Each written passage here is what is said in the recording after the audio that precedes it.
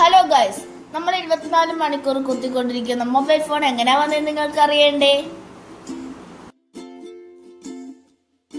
1973 April 3-നാണ് mobile ഫോണിന്റെ പിതാവായ Martin Cooper mobile ഫോണിനെ പരിചയപ്പെടുത്തുന്നത്.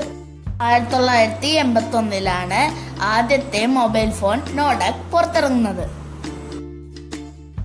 1991-ൽ ആദ്യത്തെ സന്ദേശം പുറത്തിറങ്ങി. 1997 ആയപ്പോൾ ഗെയിമുകളുടെ വരവായി.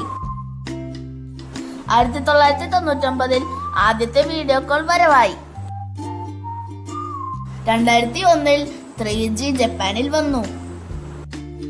അങ്ങനെ 2003-ൽ ലോകത്തിലെ ഏറ്റവും കൂടുതൽ ആളുകൾ ഉപയോഗിച്ചിരുന്ന നോക്കിയ 1100 പുറത്തിറങ്ങി.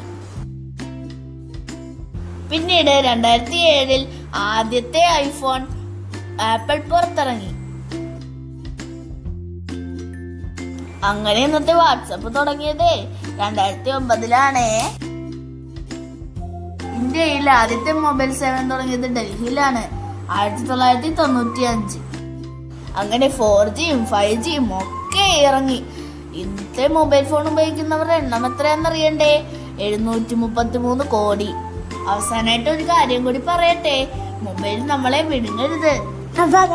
ലൈക്ക് ചെയ്യുക, ഷെയർ ചെയ്യുക, സബ്സ്ക്രൈബ് ചെയ്യുക.